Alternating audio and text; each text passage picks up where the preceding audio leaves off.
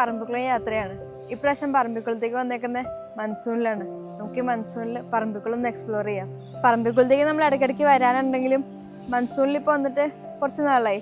മൺസൂണിൽ പറമ്പിക്കുളം നല്ല ഭംഗിയുള്ള സ്ഥലമാണ്. നമ്മൾ വരുന്ന സ്ഥലമാണെങ്കിലും നമ്മളിപ്പം ആനമല ടൈഗർ റിസർവ് കൂടിയല്ലേ വരുന്നത്. ആ വഴിയൊക്കെ കാണാൻ നല്ല ഭംഗിയുണ്ട്, നല്ല പച്ചപ്പൊക്കെ ആയിട്ട്. ഞങ്ങൾ വരുന്ന സമയത്താണെങ്കിൽ ചെറിയ വെയിലൊക്കെ ഉണ്ടായിരുന്നു. ആ വെയിൽ ആ പച്ചപ്പ് കാണാൻ നല്ല ഭംഗിയായിരുന്നു.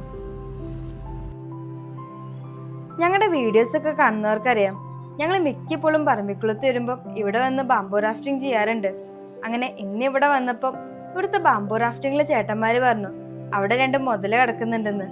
ഒരു മുതലയാണെങ്കിൽ മെല്ലെ കരയുടെ അടുത്തേക്ക് വരുന്നുണ്ട്, മറ്റേത് കരയിൽ കയറി കിടക്കുന്നുണ്ട്.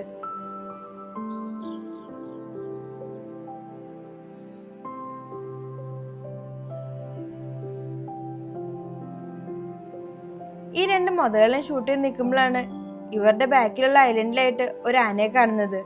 അത് ആ ഐലൻഡിന്റെ അപ്പുറവശത്ത് നിൽക്കുന്നതുകൊണ്ട് കൊമ്പനാണോ പിടിയാണോ എന്ന് മനസ്സിലായില്ല. ഇവിടെയുള്ള ചേട്ടന്മാര് പറഞ്ഞത് കൊമ്പനാനയാണെന്നാണ്. കുറച്ചു മാറി ഇവിടെ ഒരു കൂട്ടം മാന് നിൽക്കുന്നുണ്ടായിരുന്നു. നമ്മളെ നേരത്തെ കണ്ട ആന കൊമ്പൻ തന്നെ കേട്ടോ. അവനിപ്പോ ഐലൻഡ് ഒന്ന് റൗണ്ട് അടിച്ച് നമ്മുടെ നേരെ നടന്നു വരുന്നുണ്ട്. ഈ ആനയെ പറ്റി ഞാൻ വലിയ ഇൻട്രൊഡക്ഷൻ ഒന്നും തരണ്ടല്ലോ. ഇവനെ നമ്മുടെ മിക്ക പറമ്പിക്കുളം വീഡിയോസിലും നിങ്ങൾ കണ്ടിട്ടുണ്ടാവും. അതുപോലെ ഇവനെ കാണാറ് ആനപ്പാടിയിലും പിന്നെ തൂണക്കടവ് ഡാമിന്റെ ഭാഗത്തൊക്കെയാണ്. ഇപ്പൊ ദൈവൻ പറമ്പിക്കുളം ഡാമിൽ എത്തിയിട്ടുണ്ട്. മഴയത്ത് ആനയോടെ നിൽക്കുന്ന നോക്കിയേ. ആ 2 മുതലയാണെങ്കിൽ ഇപ്പോഴും അവിടെ തന്നെയുണ്ട്. നമ്മുടെ മാൻകൂട്ടമൊക്കെ മെല്ലെ അകത്തേക്ക് കയറിപ്പോയി. എന്താ മഴയത്ത് ഈ ഐലൻഡിലൊക്കെ ഭംഗിന്ന് നോക്കിയേ, അടിപൊളി. ഭയങ്കര രസമുണ്ട് ഇവിടെ നിൽക്കാൻ. ഇവിടെ ഇപ്പം നല്ല മഴയാണ്. ഇനി ഞങ്ങൾ ഇങ്ങോട്ട് വന്ന സമയത്ത് കിട്ടിയ കുറച്ച് കാഴ്ചകൾ കാണിക്കാം. ഞങ്ങൾ ഇങ്ങോട്ട് വരുന്ന സമയത്തൊക്കെ നല്ല കാലാവസ്ഥയായിരുന്നു. നമ്മുടെ ആനമല ടൈഗർ റിസർവിലെ ടോപ്പ് സ്ലിപ്പിൽ എത്തിയപ്പോൾ കിട്ടിയൊരു കാഴ്ചയാണിത്. ടോപ്പ് സ്ലിപ്പിലെ ആ പുൽമേട്ടിൽ ഒരു കൂട്ടം മാനുകൾ ഇങ്ങനെ കിടക്കുന്നുണ്ടായിരുന്നു. നല്ല നീളമുള്ള കൊമ്പുള്ള കുറേ മാനുകൾ ഉണ്ടായിരുന്നു അവിടെ. ആ മാനുകൾ ഇങ്ങനെ ആ പച്ച പുല്ലിൽ കിടക്കുന്ന കാണാൻ എന്ത് രസമല്ലേ. നമ്മൾ ആനമല ടൈഗർ റിസർവിലേക്ക് വരുമ്പോഴോ അല്ലെങ്കിൽ പറമ്പിക്കുളത്തേക്ക് വരുമ്പോഴൊക്കെ നമുക്ക് ഈ ടോപ്പ് സ്ലിപ്പിലെ ഈ പുൽമേട്ടിലായിട്ട് മിക്കപ്പോഴും സൈറ്റിങ്സ് കിട്ടാറുണ്ട്. മാനുകളായിട്ടും മയിലും പിന്നെ കാട്ടുപന്നികളൊക്കെ ആയിട്ട് ഇവിടെ എന്തെങ്കിലുമൊക്കെ സൈറ്റിങ്സ് ഉണ്ടാവും. ആനമല ടൈഗർ റിസർവ് കഴിഞ്ഞ് ഞങ്ങൾ പറമ്പിക്കുളം ടൈഗർ റിസർവിലേക്ക് കയറിയതും കാലാവസ്ഥയൊക്കെ മെല്ലെ മാറി തുടങ്ങി. ഇപ്പൊ ചെറിയ രീതിക്ക് മഴ തുടങ്ങിയിട്ടുണ്ട്. ഞങ്ങൾ മെല്ലെ ആനപ്പാടി എത്തിയതും നല്ല രീതിക്ക് മഴ പെയ്യാൻ തുടങ്ങി. ഞങ്ങൾ ഇപ്രാവശ്യം പറമ്പിക്കുളത്തേക്ക് വന്നത് ഇന്റർനാഷണൽ ടൈഗർ ഡേക്കാണ്. ടൈഗർ ഡേ ഒരു ടൈഗർ റിസർവിൽ സ്പെൻഡ് ചെയ്യണമെന്നായിരുന്നു ഞങ്ങളുടെ ആഗ്രഹം.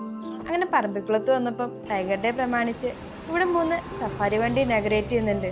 2 സഫാരി ജീപ്പും പിന്നെ ഒരു സഫാരി ബസ്സും. ഞങ്ങളങ്ങനെ ആനപ്പാടിയിലെ ഇൻഫർമേഷൻ സെന്ററിന്റെ അടുത്ത് നിൽക്കുമ്പോഴാണ് ഇവിടെ ഒരു മരത്തിൽ മരംകൊത്തിനെ കാണുന്നത്. ഒന്നല്ല, കുറച്ചധികം മരംകൊത്തികൾ ഇവിടെ ഉണ്ട്. ഇവരെ ബ്ലാക്ക് ഡ്രംഡ് ഫ്ലെയിം ബാക്ക് എന്നും the lesser golden backed woodpecker എന്നുമാണ് പറയുന്നത്. നമ്മുടെ നാട്ടുമരംകൊത്തി ഇവര് വളരെ കോമൺ ആയിട്ട് തന്നെ നമുക്ക് കാണാൻ സാധിക്കുന്നതാണ്. നിങ്ങൾ മരംകൊത്തികളെ നല്ല സൗണ്ടൊക്കെ ഉണ്ടാക്കി നല്ല സ്പീഡിൽ മരത്തിൽ കൊത്തുന്നത് കണ്ടിട്ടുണ്ടാവും. ഈ ഒരു കാഴ്ച നിങ്ങൾ മിക്കവാറും കണ്ടിട്ടുണ്ടാവില്ല. ഇവർ ഈ മരത്തേലുള്ള ചെതലിനെ പിടിച്ച് കഴിക്കുകയാണ്. അത് കഴിക്കുന്നതിന് അവർക്കൊരു പ്രത്യേക രീതിയൊക്കെ ഉണ്ട്. ഇവിടെ നാക്കിലും മ്യൂക്കസിനും ഒരു സ്റ്റിക്കി എഫക്റ്റ് ഉണ്ട്. ഇവരെ നാക്ക് അതിന്റെ ഉള്ളിലേക്ക് ഇടുമ്പം ആ ടെർമൈറ്റ്സ് ഒക്കെ അതിനകത്ത് ഇങ്ങനെ ഒട്ടിയിരിക്കും. ഇങ്ങനെയാണ് ഇവർ ടെർമൈറ്റ്സിനെ പിടിക്കുന്നത്. ഇത് ശരിക്കും വളരെ വേഗത്തിൽ നടക്കുന്ന ഒരു കാര്യമാണ്. നമ്മളിങ്ങനെ സ്ലോ മോഷനിൽ എടുത്തോണ്ടാണ് നമുക്കിതിങ്ങനെ ക്ലിയർ ആയിട്ട് കാണാൻ സാധിക്കുന്നത്. ഇന്ന് ഞങ്ങൾ പറമ്പിക്കുളത്ത് ഒരു സഫാരിയാണ് ചെയ്യുന്നത്.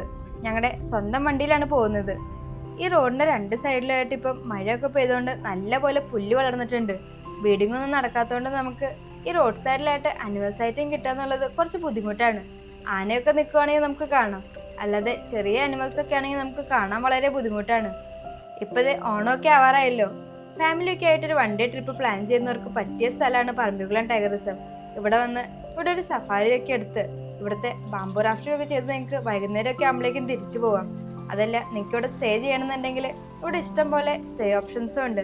നേരത്തെ കൂട്ടി ബുക്ക് ചെയ്യുന്നതായിരിക്കും നല്ലത്. അങ്ങനെ പറമ്പിക്കുളം ടൗണിലെത്തിയപ്പം റോഡിന്റെ സൈഡിലായിട്ട് ഒരു കൂട്ടം പന്നിക്കുട്ടികൾ നിൽക്കുന്നുണ്ടായിരുന്നു. ഇവരുടെ ഒപ്പം ഇവരുടെ അമ്മയും കൂടി നിൽക്കുന്നുണ്ട്. ഇവരുടെ ദേഹത്തൊരു വര പോലെ ശ്രദ്ധിച്ചോ? ഇത് നമുക്കങ്ങനെ വലിയ പന്നികളൊന്നും കാണാനില്ല. എത്ര കുട്ടികളല്ലേ.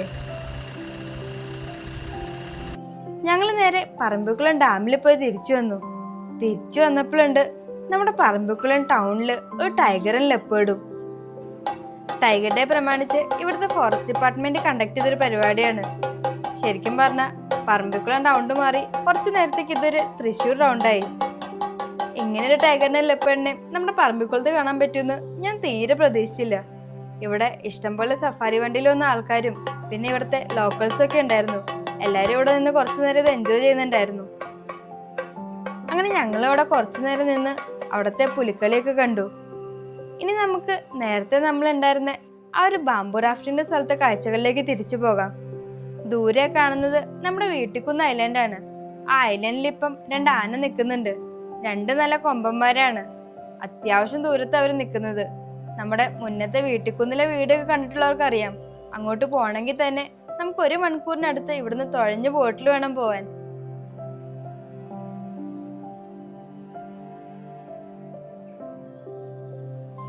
ഞങ്ങളങ്ങനെ മഴയൊക്കെ ഒന്ന് മാറാൻ വേണ്ടി കുറച്ചു നേരം അവിടെ വെയിറ്റ് ചെയ്തു. അങ്ങനെ മഴയൊക്കെ മാറി ചെറിയ വെയിലൊക്കെ വന്നിട്ടുണ്ട്. ഇപ്പൊ ഈ സ്ഥലമൊക്കെ ഒന്ന് നോക്കിയേ, എന്താ രസല്ലേ.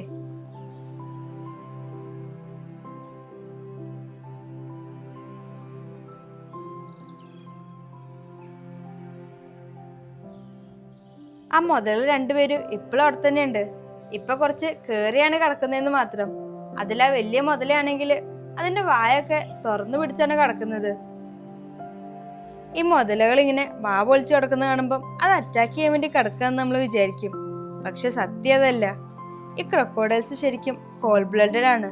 അതായത് അവരുടെ ബോഡി ടെമ്പറേച്ചർ അവർക്ക് തന്നെ കൺട്രോൾ ചെയ്യാൻ പറ്റില്ല. അതുകൊണ്ട് തന്നെ എൻവയോൺമെന്റിനെ ഡിപ്പെൻഡ് ചെയ്താണ് ഇവർ അവരുടെ ബോഡി ടെമ്പറേച്ചർ റെഗുലേറ്റ് ചെയ്യുന്നത്. ബോഡി ഹീറ്റ് കൂടുമ്പോൾ ക്രൊക്കോഡൈൽ ഇങ്ങനെ വാ തുറന്ന് കിടക്കും. ഇങ്ങനെ വാ തുറന്ന് കിടക്കുന്നതിന് ഗ്യാപ്പിംഗ് എന്നാണ് വിളിക്കുന്നത്. ഇതൊരു കൂളിംഗ് മെക്കാനിസം ആണ്. നമ്മൾ സ്വെറ്റ് ചെയ്ത് നമ്മുടെ ബോഡി കൂളാക്കുന്നത് പോലെ ക്രൊക്കോഡൈൽസിന് സ്വെറ്റ് ഗ്ലാൻസ് ഇല്ല. അതുകൊണ്ട് വായയുടെ ഉള്ളിലെ മോയ്സ്റ്റ് സർഫേസിൽ നിന്ന് ഹീറ്റ് പുറത്തു പോകുമ്പോഴാണ് ഇവരുടെ ബോഡി ഒന്ന് കൂളാവുന്നത്.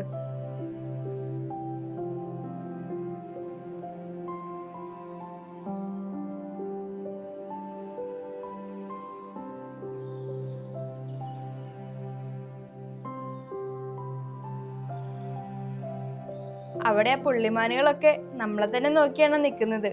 ഇവരെ ഷൂട്ട് ചെയ്യാൻ തുടങ്ങിയതും വീണ്ടും മഴ പെയ്യാൻ തുടങ്ങി.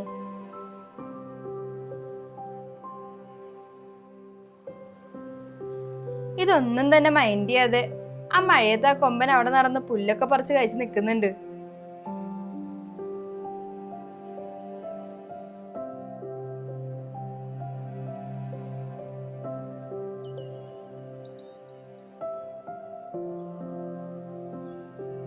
ഇവിടെ പറമ്പിക്കുളം ഡാമിൽ വരുമ്പം ഇവിടെയുള്ള ചേട്ടന്മാരൊന്നും നമ്മളെ ഈ വെള്ളത്തിലേക്ക് ഇറങ്ങാൻ സമ്മതിക്കില്ല. അതിൻ്റെ ഒരു മെയിൻ കാരണം ഈ കിടക്കുന്ന മുതലുകൾ തന്നെയാണ്. പിന്നെ ഇവിടെ ഈ വെള്ളത്തിൽ മുതലുകൾ മാത്രമല്ല ഓട്ടേഴ്സും ഉണ്ട്. നിങ്ങൾ പറമ്പിക്കുളത്ത് വരുമ്പം ഈ വെള്ളത്തിലൊക്കെ നിങ്ങൾ ശ്രദ്ധിച്ച് നോക്കുകയാണെങ്കിൽ നിങ്ങൾക്ക് ഇവിടുന്ന് ഓട്ടേഴ്സിൻ്റെ സൈറ്റിങ് കിട്ടാനുള്ള നല്ല ചാൻസ് ഉണ്ട്. ഈ ഒരു വിഷ്വൽ ഞങ്ങൾ കുറച്ച് മുമ്പ് ഇവിടെ വന്നപ്പോൾ എടുത്തിട്ടുള്ളതാണ്. ഇവരാണ് റിവർ ഓട്ടേഴ്സ്, നീർനായക്കൾ. 2 തരത്തിലുള്ള നീർനായക്കളെയാണ് നമ്മുടെ കേരളത്തിൽ കണ്ടുവരുന്നത്. ഒന്ന് സ്മൂത്ത് കോട്ടഡ് ഓട്ടർ, രണ്ടാമത്തേത് ഏഷ്യൻ സ്മോൾ ക്ലോഡ് ഓട്ടർ. ഈ വീഡിയോയിൽ ഇപ്പോൾ നമ്മൾ കാണുന്നത് സ്മൂത്ത് കോട്ടഡ് ഓട്ടറിനെയാണ്. ഇവർ താരതമ്യേന മറ്റു ഓട്ടറിനേക്കാളും വലിപ്പം കൂടിയവരാണ്. ഇവർ കൂട്ടമായി നീന്തി മീനിനെ പിടിച്ചു തിന്നാൻ മിടുക്കന്മാരാണ്. ഇവരൊരു ജലാശയത്തിലുണ്ടെങ്കിൽ അത് നമുക്ക് കുറച്ച് സൂചനകളൊക്കെ നൽകുന്നുണ്ട്. ഇവരുള്ള ജലാശയം മാലിന്യമില്ലാത്തതും ധാരാളം മീനുകളുള്ളതുമായിരിക്കും. നമ്മുടെ ഫുഡ് ചെയിനിൽ നോക്കിയാൽ ടോപ്പിലാണ് ഇവരുടെ സ്ഥാനം. സോ ഇവരുടെ പ്രസൻസ് ഒരു ജലാശയത്തിന്റെ എക്കോസിസ്റ്റത്തിന്റെ ഹെൽത്തിന് വളരെ ഇമ്പോർട്ടൻ്റ് ആണ്. ഈ ഓട്ടേഴ്സും ക്രൊക്കോഡൈലിനെ പോലെ തന്നെ ഡേഞ്ചറസ് ആണ്. നമ്മൾ വെള്ളത്തിലൊക്കെ ഇറങ്ങിയാൽ നമ്മളിത് കടിക്കാനുള്ള നല്ല ചാൻസ് ഉണ്ട്. ഈ നീർനായ്ക്കള് നല്ല രീതിക്ക് തന്നെ അറ്റാക്ക് ചെയ്യുന്നതാണ് ഇവിടെയുള്ളവരും പറയുന്നത്. ഞങ്ങൾ ഈ ബാംബു റാഫ്റ്റിങ്ങിന്റെ സ്ഥലത്ത് അത്യാവശ്യം ടൈം ഇപ്പോൾ സ്പെൻഡ് ചെയ്തു. ഇനിയിപ്പം അടുത്തൊരു മഴ വരുന്നതിന് മുമ്പ് ഞങ്ങൾ മെല്ലെ ആനപ്പാടിയിലേക്ക് തിരിച്ചു പോകാമെന്ന് വിചാരിച്ചു. അങ്ങനെ പോകുന്ന വഴിക്കായിട്ടാണ് ഈ ഒരു സൈറ്റ് ഞങ്ങൾക്ക് കിട്ടിയിരിക്കുന്നത്. ഈ ഇരിക്കുന്നത് ഒരു കൃഷ്ണപ്പരുന്താണ്, നമ്മൾ ചെമ്പരുന്ത് എന്നൊക്കെ വിളിക്കുന്ന പക്ഷി. ഒറ്റ നോട്ടത്തിൽ കണ്ട ഈ ഇരിക്കുന്നത് ഒരു ബ്രാഹ്മണി കയറ്റാന്ന് പറയില്ല. ഇവിടെ ഇരിക്കുന്നത് ഒരു ജുവനൈലായിട്ടുള്ള ബ്രാഹ്മണി കയറ്റാണ്. ഇതിൻ്റെ ഒരു കളറ് ശരിക്കും ഒരു ഡാർക്ക് ബ്രൗൺ ആണ്. നമ്മൾ പൊതുവെ കണ്ടുവരുന്ന അഡൽട്ട് ആയിട്ടുള്ള ബ്രാഹ്മണി കയറ്റിന് ഒരു ചെസ്റ്റ്നട്ട് കളറാണ്. ഈ ബ്രാഹ്മണി കയറ്റ് വളരെ കോമൺ ആയിട്ടുള്ള ബേർഡാണ്. നമ്മുടെ നാട്ടിൻപുറത്തൊക്കെ നമുക്ക് ഇവരെ കാണാം. ഇവരധികവും മീന്, ഞണ്ട്, തവള പിന്നെ ചെറിയ ജീവികളൊക്കെയാണ് പിടിച്ച് കഴിക്കുന്നത്. അതിനൊപ്പം തന്നെ ചത്ത ജീവികളെ ഇവർ കഴിക്കാറുണ്ട്. അതുകൊണ്ട് പ്രകൃതിയിലെ ഒരു നാച്ചുറൽ ക്ലീനിങ് ടീമാണ് ഇവരെന്നും പറയാം നമുക്ക്. അങ്ങനെ കുറച്ചുകൂടി മുന്നോട്ട് പോയപ്പം ഞങ്ങൾക്ക് വീണ്ടും ഒരു സൈറ്റിംഗ് കിട്ടി. ഈ ഇരിക്കുന്നത് ഒരു ലെസർ ഫിഷ് ഈഗിളാണ്. ഇവരുടെ പേര് കേട്ടാൽ തന്നെ മനസ്സിലാവും ഇവരുടെ പ്രധാന ഭക്ഷണം മീനാണ്. ഇവരിങ്ങനെ ഇരുന്ന് ഈ നോക്കുന്നത് കണ്ടില്ലേ, ഇത് തന്നെയാണ് ഇവരുടെ രീതിയും. ഇവരിങ്ങനെ പുഴയുടെ അടുത്തുള്ളതോ അല്ലെങ്കിൽ ഇതുപോലെ പുഴയിലുള്ള ഏതെങ്കിലും മരത്തിന്റെ ചില്ലയിലൊക്കെ പോയിരുന്ന് ചുറ്റും സ്കാൻ ചെയ്യും, എന്തെങ്കിലും മൂവ്മെന്റ് ഉണ്ടോന്നൊക്കെ നോക്കി. അങ്ങനെ ഒരു അവസരം കിട്ടുമ്പം പെട്ടെന്ന് പോയി അറ്റാക്ക് ചെയ്ത് മീനിനെ പിടിക്കുന്നതാണ് ഇവരുടെ രീതി. ഞങ്ങൾ അവിടെ നിന്ന് കുറച്ചുകൂടി മുന്നോട്ട് വന്നപ്പം വീണ്ടും ഒരു ഫിഷ് ഈഗിളിനെ കണ്ടു. ഇത് നമ്മൾ നേരത്തെ കണ്ടതുപോലെ തന്നെ ഇവിടെ ഉള്ള ഒരു മരത്തിന്റെ ചില്ലയുടെ മുകളിൽ ഇരിക്കുകയായിരുന്നു. ഇവിടുത്തെ റിസർവറിൽ ഇപ്പം നല്ല പോലെ മീനുകളുണ്ട്. പിന്നെ ഇപ്പം വെള്ളം കൂടി കുറഞ്ഞിരിക്കുന്നതുകൊണ്ട് ഈ ഒരു ടൈമിലൊക്കെ നിങ്ങൾ ഇങ്ങോട്ട് വരികയാണെങ്കിൽ നിങ്ങൾക്ക് ഇവിടുന്ന് റാപ്റ്റേഴ്സിന്റെ സൈറ്റിംഗ് കിട്ടാനുള്ള നല്ല ചാൻസ് ഉണ്ട്.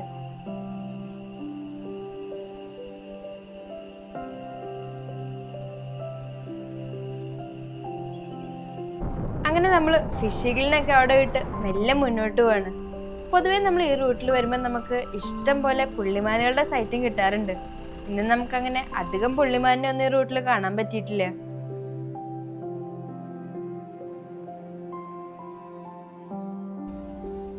ഞങ്ങളങ്ങനെ ആനപ്പാടിയൊക്കെ കഴിഞ്ഞ് ഇപ്പൊ പറമ്പിക്കുളത്ത് നിന്ന് തിരിച്ചു പോവാണ്.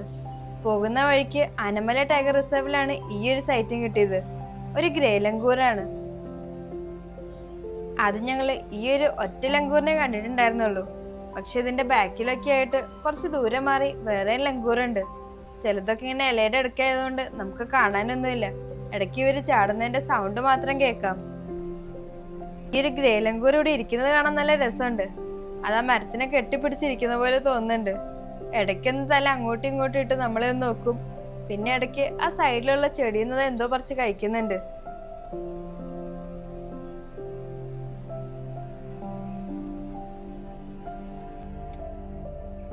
കുറച്ച് ബാക്കിലായിട്ട് മറ്റൊരു ഗ്രേലങ്കൂർ അവിടെ മരത്തേലിരുന്ന് ആ മരത്തേൽ ഇലയൊക്കെ പറിച്ച് കഴിക്കുന്നുണ്ട്. നമ്മൾ ഈ ആനമല ടൈഗർ റിസർവിലൂടെ വരുമ്പോൾ നമുക്ക് മെയിനായിട്ട് കിട്ടുന്ന സൈറ്റ് ഈ ഗ്രേലങ്കൂറിന്റെയും നീലഗിരി ലങ്കൂറിന്റെയും പിന്നെ കാട്ടുപോത്തിന്റെയാണ്. ഇന്ന് നമുക്ക് എന്തോ ഇവിടെ കാട്ടുപോത്തിന്റെ സൈറ്റും കിട്ടിയില്ല.